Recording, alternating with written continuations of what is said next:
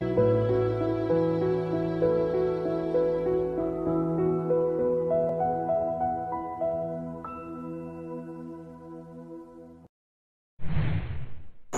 And नमस्ते।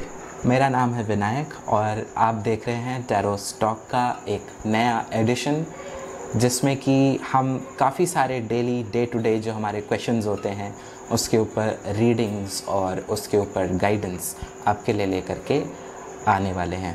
तो आज का जो टॉपिक है वो है इंटरनेट डेटिंग, कि अगर आप किसी को इंटरनेट के थ्रू डेट कर रहे हैं तो वो इंसान आपके लिए कितना सही है, या आप उस रिलेशनशिप को कितना आगे बढ़ा सकते हैं, या आप उस इंसान के साथ कितना आगे बढ़ सकते हैं।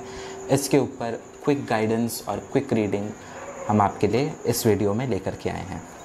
तो जैसा कि आप जानते हैं कि इंटरनेट डेटिंग एक काफ़ी पॉपुलर मीडियम बन गया है और कई तरीके की चीज़ें इससे होती भी हैं, कई बार फ्रॉड भी हो जाता है और इस वजह से लोगों को काफ़ी झिझक रहती है कि वो इंटरनेट डेटिंग पर मिलने वाले लोगों से या मिलने वाले रिश्तों से वो आगे बढ़ें या ना बढ़ें, या किस हद तक आगे बढ़ें, या वो इंसान उनके लिए ठीक है या नहीं, या धोखा दे रहा है या ऐसा कुछ।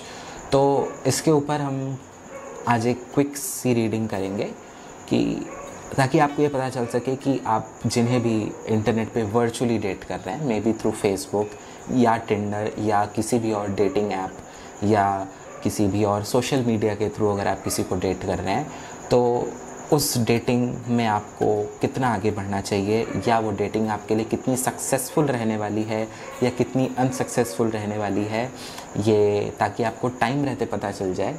इसके ऊपर हम एक रीडिंग करने वाले हैं। तो आज का वीडियो इसी के बारे में है। तो आइए शुरू करते हैं। अलग अलग पार्ट्स दिखेंगे कार्ड्स के। इन तीनों में से आपको एक सेलेक्ट करना है। सेलेक्ट करने का पर्पस ये है कि इन तीनों पार्ट्स जो हैं कार्ड के, इनकी एक एनर्जी है और ये आपको अपनी तरफ अट्रैक्ट करेंगे, कोई एक, जो कि तभी होगा जब आपकी एनर्जी और इस कार्ड की एनर्जी एक दूसरे के साथ मैच करेगी। तो आपको जो भी कार्ड सबसे ज़्यादा अपनी तरफ अट्रैक्ट कर रहा हो वो आप एक सेलेक्ट करिए। अब यहाँ पर आपने दूसरे कई वीडियोस में देखा होगा कि इसके ऊपर लोग स्टोन्स या क्रिस्टल्स रखते हैं, पर मैंने यहाँ पे स्टोन्स और क्रिस्टल्स नहीं रखे हैं क्योंकि कहीं ना कहीं उन स्टोन्स या उन क्रिस्टल्स की एनर्जी इन कार्ड्स की एनर्जी के साथ इंटरफेयर करती है। तो इसीलिए मैंने यहाँ पर सिर्फ ये 3 कार्ड्स रखे हैं आपके लिए और इसमें से आपको एक सेलेक्ट करना है, पहला, दूसरा या तीसरा। आप एक चॉइस अपने माइंड में रखिए और देखिए मैं आगे आपको क्या बताता हूँ। तो चलिए अब देखते हैं कि अगर आपने पहला कार्ड चूज़ किया था, पहला सेट ऑफ कार्ड्स चूज़ किया था, तो उस बेसिस पर आप जिन्हें डेट कर रहे हैं, इंटरनेट पे जिन्हें डेट कर रहे हैं, उनका क्या आउटकम हो सकता है और आप कहाँ तक एक दूसरे के साथ आगे बढ़ सकते हैं।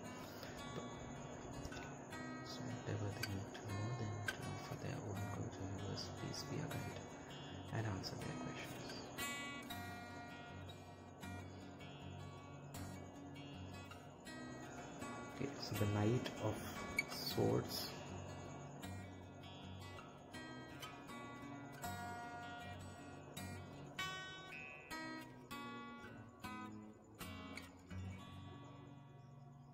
the 6 of Cups,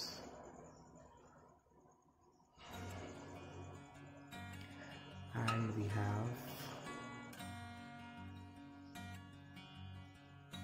the 6 of Swords। तो अब अगर इनके रिस्पेक्ट में बात करें तो आप जिन्हें भी डेट कर रहे हैं वो कहीं ना कहीं परमानेंट नहीं रहने वाले हैं आपके लाइफ में। ये आएंगे और चले जाएंगे, एज अ काइंड हो सकता है ये। और क्योंकि इनके अंदर कमिटमेंट नहीं दिखाई दे रहा है। समवेयर ये कमिटमेंट नहीं करने के मूड में हैं, या अभी ये इतने मैच्योर नहीं हुए हैं कि ये किसी रिलेशनशिप में कम्प्लीटली कमिट कर सकें। दूसरा कि अगर आपके अगर पास्ट रिलेशनशिप या पिछला रिलेशनशिप अगर बहुत बुरा था और अगर आप उससे बाहर निकलना चाहते हैं, तो ये उससे तो आपको कहीं ना कहीं अच्छे तरीके से बाहर निकाल करके ले जाएंगे एज ऑफ 6 ऑफ सोर्ड्स। पर यह है कि आपका रिलेशनशिप ब्लूम भी करेगा, चीज़ें अच्छी भी होंगी, आप एक दूसरे को पसंद भी करने लगेंगे, बात आगे भी बढ़ जाएगी। पर यह है कि ये परमानेंसी नहीं है यहाँ पर इन कार्ड्स के थ्रू। आपका रिलेशनशिप स्टेबल तो रहेगा, ग्रोइंग भी होगा, बट फॉर एवर रिलेशनशिप ये नहीं चलेगा। मे बी कुछ महीने चले, कुछ साल चले, और उसके बाद शायद किन्हीं रीजंस की वजह से वो ख़त्म भी हो जाए। तो अगर आपका गोल है कि आपको लॉन्ग टर्म रिलेशनशिप चाहिए, या आपको ये आपका मानना है कि आप जिसके साथ भी रिलेशनशिप में आएंगे आप उसी से शादी भी करेंगे, तो इन सिचुएशंस में आप इस समय जिन्हें डेट कर रहे हैं वो थोड़े से कहीं ना कहीं फिट नहीं बैठते आपके इस चीज़ में। और लेकिन अगर आप सिर्फ कुछ टाइम के लिए किसी को डेट करना चाहते हैं, किसी के साथ रहना चाहते हैं, देन तो इट्स फाइन। बट ये है कि फॉर एवर रिलेशनशिप ये नहीं रहने वाला है। हाँ, आपको ये काफ़ी कुछ सिखाएंगे, काफ़ी कुछ सिखा के जाएंगे, और स्टेबिलिटी है इसमें। और अगर आपका, जैसे मैंने पहले भी कहा, अगर आपका पिछला रिलेशनशिप बहुत डार्क था, बहुत नेगेटिव पॉइंट पे एंड हुआ था और आप काफ़ी परेशान हैं उस वजह से, तो ये आपको उससे बाहर निकाल करके एक बेटर स्टेट में लेके जाएंगे, नो डाउट। ये आपको एक अच्छा साइन है इनके साथ। पर ये है कि परमानेंसी लैक करते हैं इसमें, और थोड़ा सा ये हो सकता है पास्ट में भी अपने स्टक रहें, मे बी पास्ट में फंसे रहें, या अपने पिछले रिलेशनशिप में फंसे रहें, ऐसा भी कुछ हो सकता है। तो कहीं ना कहीं आपको अपने ऑब्जेक्टिव्स पे, अपने लॉन्ग टर्म प्लान्स पर ध्यान रखते हुए आपको इन्हें डेट करने की ज़रूरत है।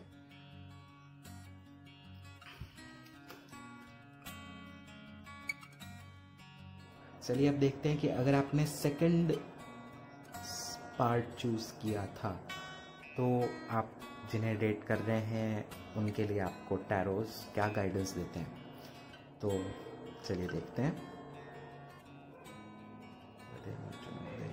For their own good, universe, please be a guide and answer their questions.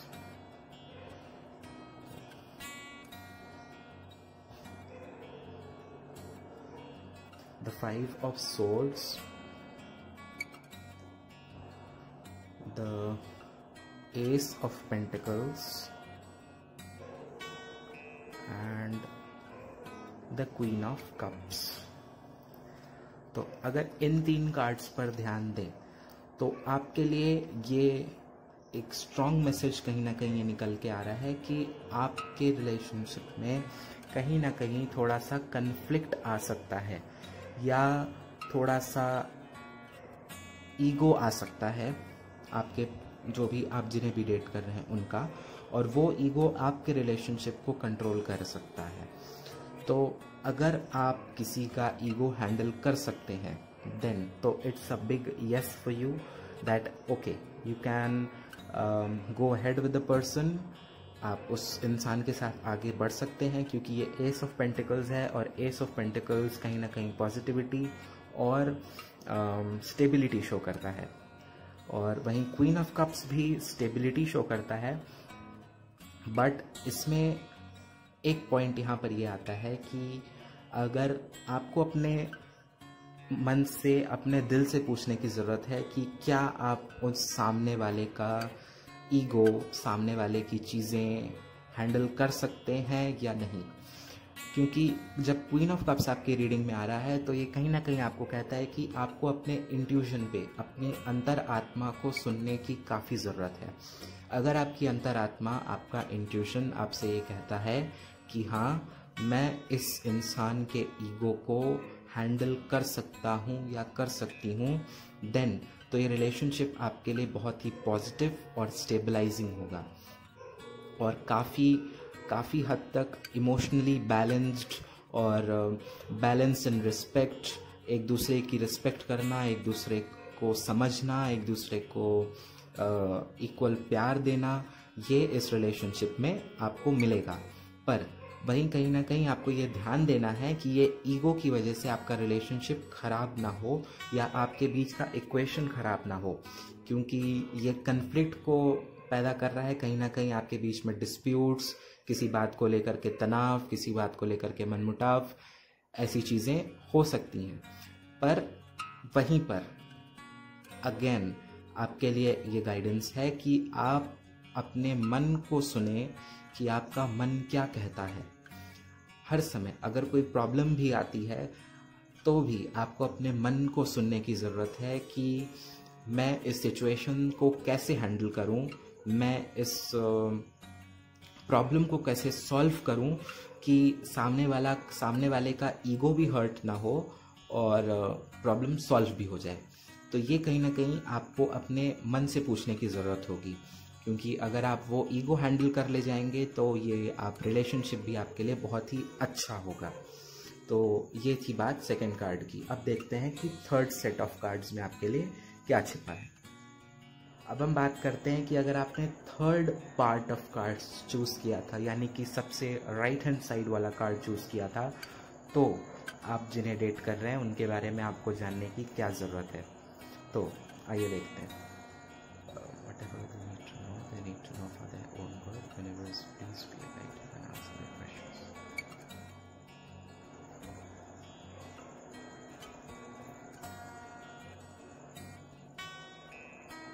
Okay, so the Chariot, when it comes to the Ten of Cups,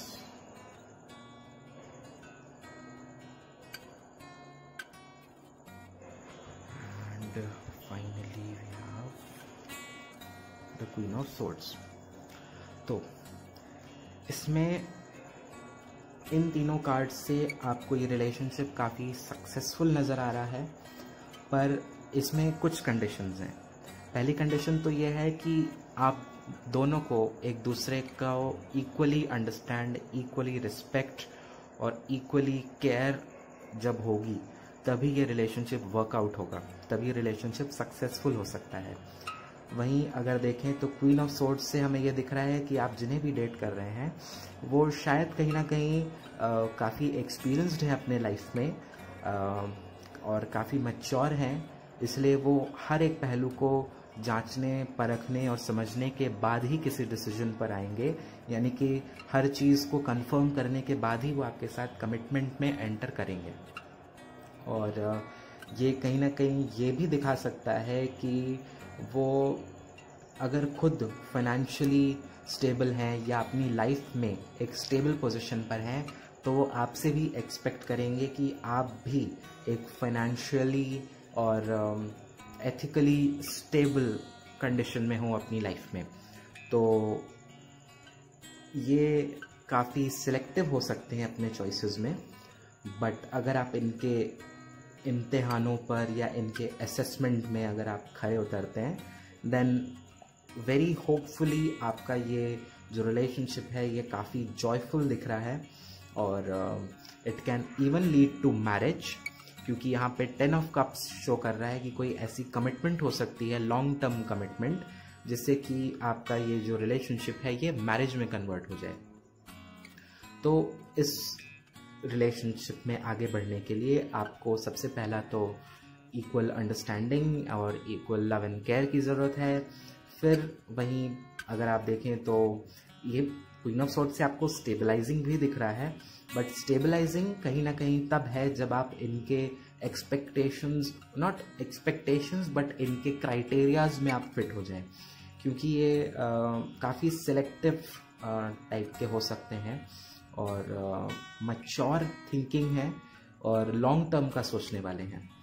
तो इसलिए इनके साथ अगर आप आगे बढ़ते हैं इन चीज़ों को ध्यान में रखते हुए, तो आपके लिए काफ़ी पॉजिटिव और बहुत अच्छा डिसीजन होगा, जो कि आपको हो सकता है शादी तक भी लेकर के जाए, अगर आप चीज़ें अपने निभाते हुए और चीज़ों को बैलेंस करते हुए और बीच में आने वाली प्रॉब्लम्स का अच्छे से सामना करते हुए अगर आप आगे बढ़ते रहें। तो ये तो बात हो गई इन तीनों कार्ड्स की, और आई होप आपको अच्छे से समझ आया होगा और अब आप एक डिसीजन लेने के कंडीशन में होंगे और आपको थोड़ा बहुत क्लैरिटी मिली होगी कि आप जिन्हें डेट कर रहे हैं आपको उन्हें डेट करना चाहिए या नहीं।